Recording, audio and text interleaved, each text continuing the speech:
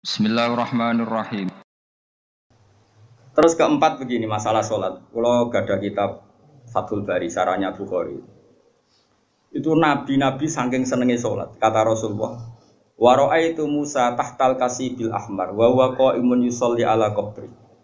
Saya melihat Musa pertama ketemu, dia masih di kuburan di tahtal kasibil ahmar. Ada gundukan merah dekat Yerusalem, itu sekitar berapa ya? Sekitar 6 kilo atau berapa. Karena kalau di tag hadis, saya ulang lagi ya, di tag apa?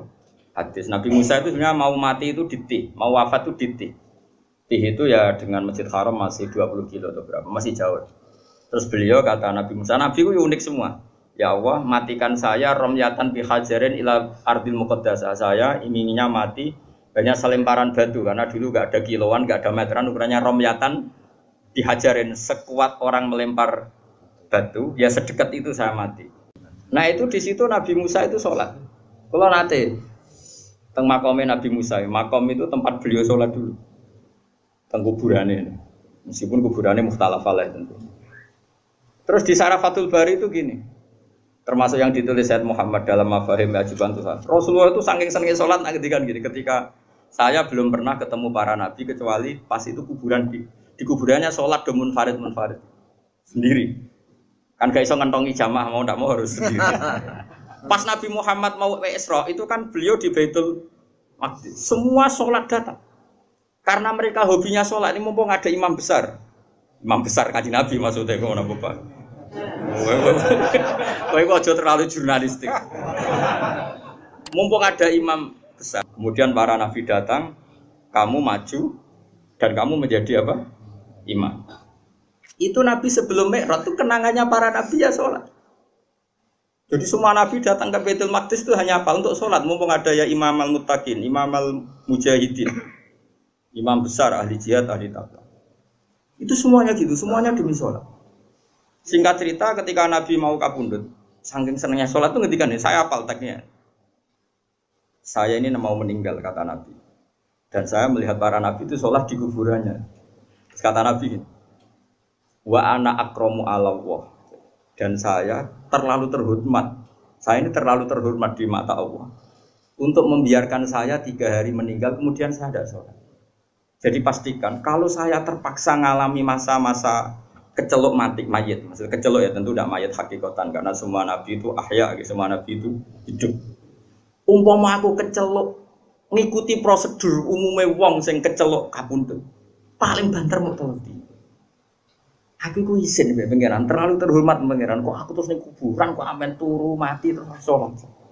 Jadi Nabi cita-cita terbesar beliau setelah meninggal pun itu mau melakukan sholat. Wa ana akramu ala rabbi. Setelah saya meninggal gini walam usolli ba'da salasin. Kemudian saya tidak sholat setelah masa 3 hari. Ya masa 3 hari mungkin itu pilihan Nabi karena mau tidak mau harus mengalami proses peralihan alam ya. Tapi tetap cita-citanya itu sholat. Nah saya kira gue iso sholat udah spring susu, ya Allah, ya Alhamdulillah dan sampai sejak urip besar. Terus keempat, sebaiknya imam sholat itu yang paling alim, paling akrok, paling benar. Itu awal-awalnya. Tapi nanti kan terus kayak seleksi KPU. Misalnya Mustafa, wis iki jenggoten wis sunah Rasul tua wis bener. Tapi engko tajwidnya kalah mbek Ki Fuad. Ki Fuad misalnya tajwidnya bener kalah sepuh mbek Pak Hudi. Nanti kan iso seleksi kan ribet. Sajane apik aturan itu tapi kan sini ribet. Terus Ruhin menang. Wah, ra iso sing paling parah pangeran jare Nabi wong fakir. Wah, seset barakah. Wah, yo repot. Dulu itu sholat itu memang diseleksi betul. Karena ya umul qauma aqra'uhum likitabillah, yang paling berak imam itu yang paling akra, yang paling afqah, yang paling asan, yang paling aqdam hijratan di fikih kan ada aturannya. Satu yang paling bacaannya benar. Benar tok harus tahu apa maknanya. Karena kalau enggak tahu maknanya itu kalau wakaf itu fatal. Ya fatal tuh Pak Udi. Misalnya ono wong wacanane apik terus waqafe ngene. Innallaha la yastahyi terus waqaf. Ayo prono. Mulane wong-wong sing korek suarane apik mbok yo do tobat, belajar maknane Quran. Kadang wakofe iku fatal. Ya ono sing wakof ngene misale. Apa itu? Innama yastajibul ladzina mauna wal mauta. Berarti artinya terus piye? Dadi sing nampa dakwahe pangeran iku wong kula niku cara pantes iku ape ngarang Bapak Kofasol, tapi wong kira-kira do angel bali lho wis rugi. Jadi yang keliru di Indonesia ini kritik saya terbuka pada yang belajar tajwid hanya makhraj. Sebetulnya dulu definisi tajwid itu udah hanya makhraj, termasuk ma'rifatul wukuf wal wusul. Makanya nenggone Jazariyah wa ba'da tajwidi kalil hurufi la budda min ma'rifatil wukufi. Jadi waqaf itu inti tajwid, tapi sekarang wong muni ahli tajwid itu maknane makhraje tok. Waqaf asal jeblok sehingga ana wong waqaf inna wa la yastahi. Ya prono. Tapi zaman sing so sempurna itu sapa ya sudah lah sing iki tampa wae iki zaman akhir tampa wae. Cuma sebetulnya kalau mau belajar tajwid itu ya sak paket belajar waqaf dan wasol karena sekali salah itu fatal. Pemene waqaf juz 24. Wa kadzalika haqqat kalimatu rabbika alladzina kafaru annahum ashabun naril ladzina yahmiluna al-arsya malah tubuh malaikat Jibril. Mergo niku ashabun nar disifati alladzina yahmiluna al-arsya.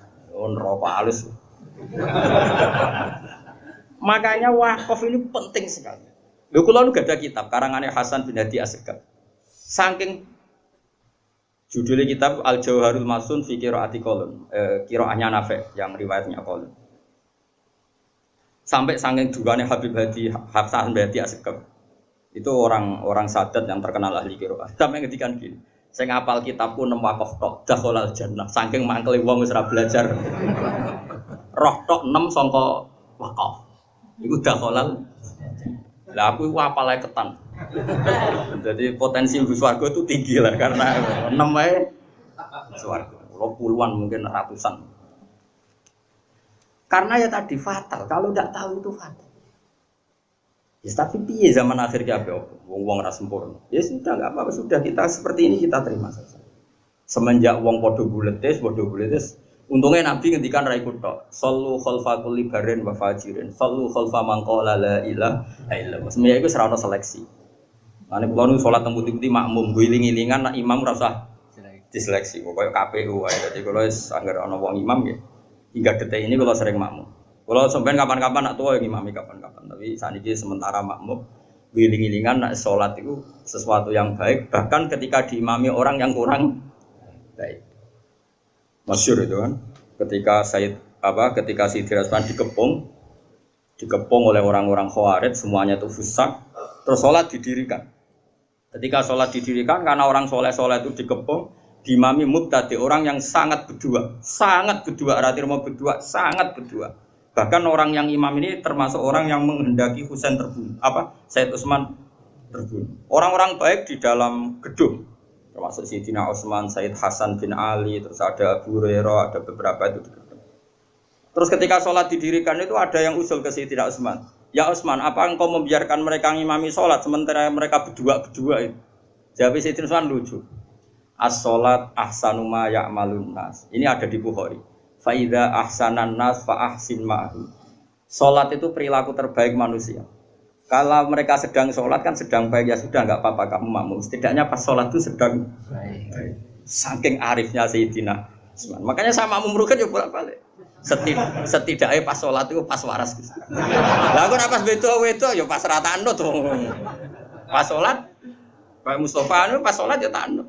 Tapi nak pas turu ngaji ya rata anut. Jadi sementing itu pas sholat itu kearifan.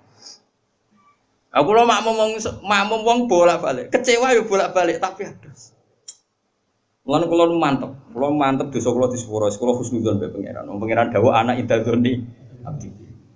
Kula nu zaman melarat, saiki lah urung juga tapi kula niren tuwih melarat timbang saiki. Moro Jogja niku beto kerdus. Kalian santri kula kalih. Kula riyen zaman melarat to di santri, ya sepakat kiai, melarat lah yo. Lho kula zaman melarat itu wis ngorek kitab mahal, kitab tertinggi lho setelah Fathul Qorib, Fathul Muin, Fathul Wahab itu stop. Banyak santri sarang yang ikut saya karena ingin ngaji sama mahal, padahal tamat aliyah sarang. Jadi mulai dulu saya di Jogja pertama itu mahal. Saya kira tak dono nasoil bibat. Lagi nak gelem sorokan loh, tapi juga semua cowok tak balenin dah mulang nopo mahal gitu. Tapi sekali raiso tak usir. Itu makmum. Lalah itu lu ngaku itu bada sufi, sama naruhan bada sufi. Pas antara Pati Purwodadi itu sudah masuk Purwodadi wae Jumatan. Kula niku wedi pangeran. Senajan ana kaul-kaul sing darani musafir oleh ninggal apa? Jumat wong kula musafir tenan, misalnya kula teng Narukan ya ora omahku. Singkat cerita aku tetep medhun. Padahal gue kerdus kali perjuangan. Salat. Lah wudune ku ning kali. Sing Jumatan mu 16. Imame maca Fatihah kok wong jihad, yakin. Aku sih yakin pangeran ra nampa ora mentolo, wis aku yakin aku ya. Wati ya wis. Walhamdulillah rabbul yakin sekali jauh. Mulane kula semenjak iku ora fanatik tajwid. Ana wong makrote apik tapi engkek, makrote keliru tapi jihad. Bayangno wis gak mentolo lah pangeran nolak iku. Berarti mun dino piro. Aku sholat nganti nangis. Sampai dongaku tak rubah ya Allah. Anta akramu min anta rudda sholata darajul. Jenengan terlalu mulia untuk menolak kula sing menusati kula atos, umpama kula zuri mawon kula tampa. Jenengan Rahman Rahim.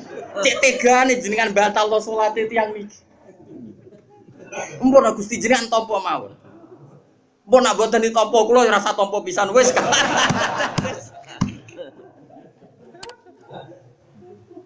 Insyaallah. Tapi kalau tetap wajibno makhraj iki mau cerita, kira usah melok-melok, aja terus sensitif. Kok cawe wedok sensitif. Gus kok gak wajibno makhraj? Sembrono, ya tetap wajib makhraj, wajib. Cara Imam Jazari sebuti wa hakadza menyu ilaina napa wasolain.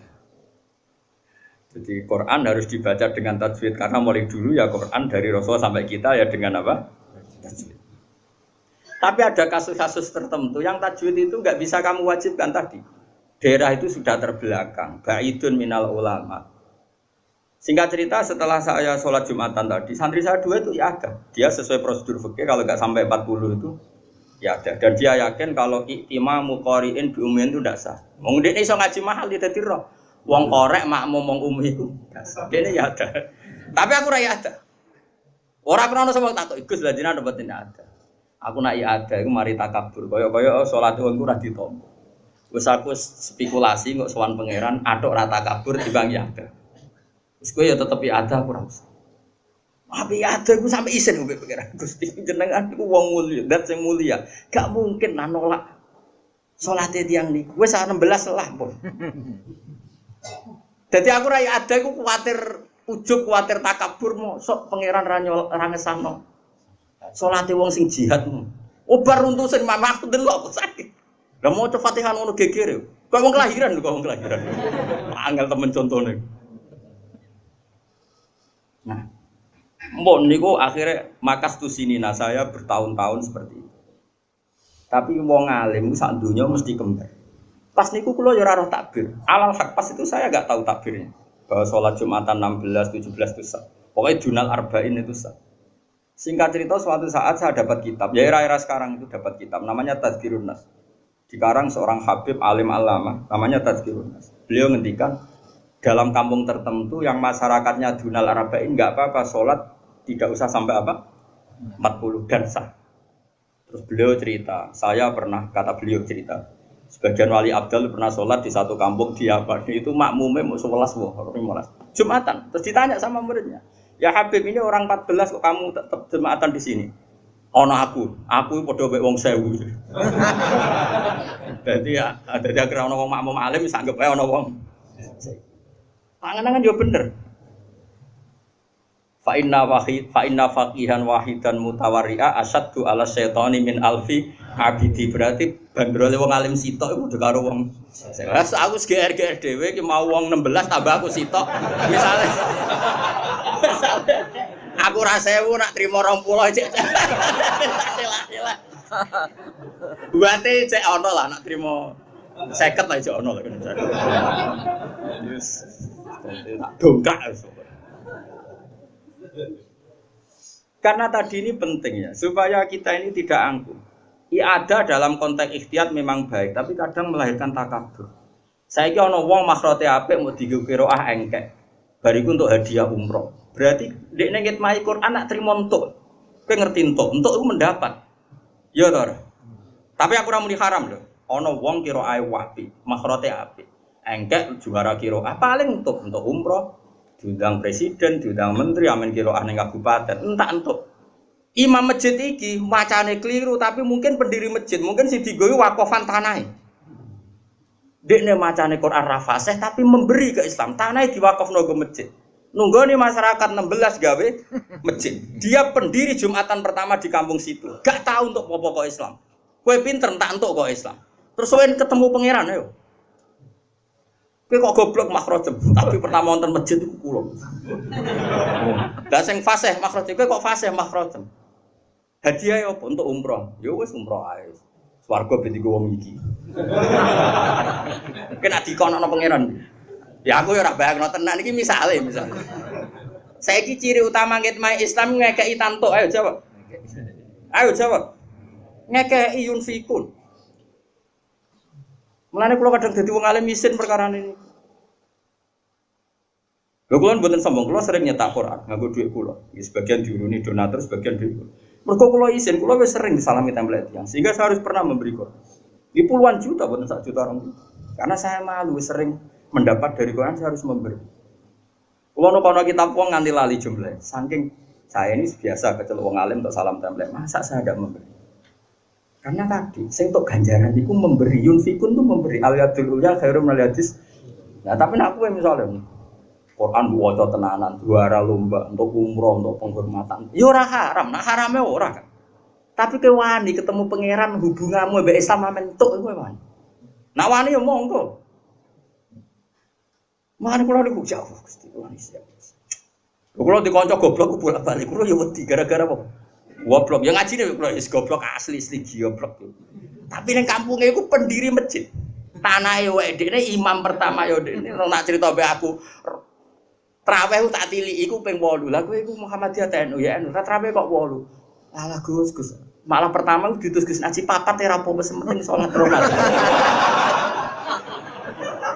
Lha Gus Naji tetep wong alim. Lha Gus Naji lho. Wong alim keras lan tetep. Sowan Gus Naji. Gak apa-apa papat sik 8 tapi niate aja traweh. Pokoke Ramadan mbek ora ono bedane. Jadi pertama gawe traweh terus muda 8, muda 12. Wingi tak tiliki wis 20. Goblok bocah.